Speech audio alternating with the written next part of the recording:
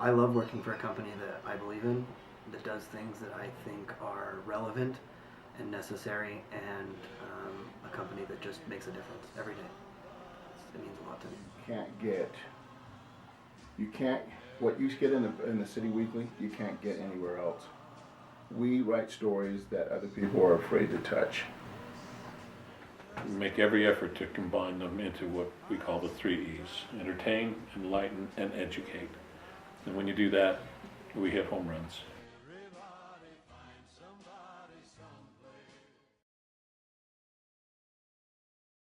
I don't think we'll ever be able to get away from print, and we don't want to right now, because it's just, that's what we love, and that's how we cut our teeth. But digital is going to be a bigger and bigger component every day. And like I said, every day we become more and more adaptive to the digital environment, and it's just the nature of the beast. And we don't at all think it's a bad thing. We think it's just complementary to what we already do. So it's not necessarily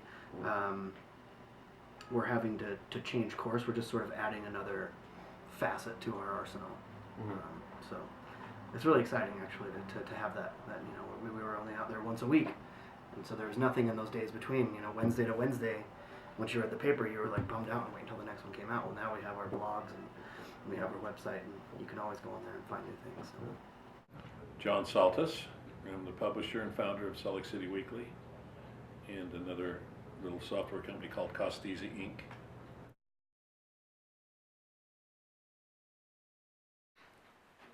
Print, in every survey that's taken, is considered the most trusted source of news. And so there's that value it's inherent with print. For whatever reason, it goes back to Egyptian times and Chinese. It's on papyrus, and the letter, the alphabet itself. That whole structure of telling people what the news is almost in our DNA, and it's very natural in print or in scrawlings. It's not as natural on a computer screen. So that day may come, but currently print still reigns as the trusted source. However, we know that going after you and people your age and new audiences, we have to be aware that you're not necessarily reading paper like your parents or grandparents did. And so we have different channels. We're still in the information business, not just the newspaper business. So we get our information out in website, email newsletters, email blasts, which are 2 different things from our perspective. Social media, everything. We have Facebook, 27,000 people follow us or like us on Facebook, Twitter. Every way we can get our news out there. And we do every bit of that. But so we have to do now. So we've changed from just a single entity to maybe 7 to 10 different ways of getting that information out today. Right now, we print 55,000 papers. There are 1,767 locations. Our demographics are between Logan to Moab and from Heber to Grantsville. I believe in what we do. I absolutely believe in what we do. We offer a product for people out there that they can't get anywhere else.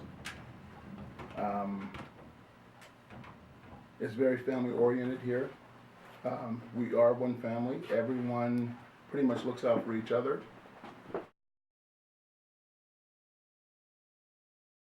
We have a little bit of an interesting sort of culture in Utah, where it's predominantly Mormon, and then there's the half that aren't Mormon seem to just sort of conglomerate together. And I feel like we have a large Mormon readership as well, but I think we kind of fill the niche to that other side, to the other half. And it's not by design, it's by sort of like circumstance. Like, we don't particularly like focus on, hey, anybody who's not Mormon read our paper. We just sort of present news and entertainment to everybody. So it's not designed that way. I think it's just sort of a circumstance in Salt Lake City and Utah in general that sort of works out that way. But I think it's really interesting, and it's really important. What we do specifically is, like I said, the daily papers are cranking out papers daily. So it's all quick turnaround, short form journalism. How quick can we get the word on just words on paper? And we're able to take more time because we're come out weekly and kind of ferret out things and have a little bit more in-depth coverage of those things. Our journalism's a little bit more detail-oriented than just like, here's a bullet point of facts. We sort of get deeper into the minutia of stories and things like that, as well as getting to take the time to see just what's out there.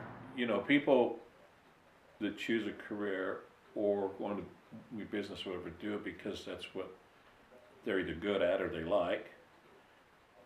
And then there's also people who do things because they think it's noble. And anybody that goes into journalism, I always had a great deal of respect for, because I think it's perhaps the most noble. Doctors save lives, attorneys help people get away. I shouldn't say get away, help people get justice, find justice. Those are noble. And I find telling the truth to be a noble calling too. And being able to speak in a country like this that you can say what you want to say is very important. So it also generates back to what I said a minute ago about kind of indoctrinated in our DNA. People like stories, and we tell stories.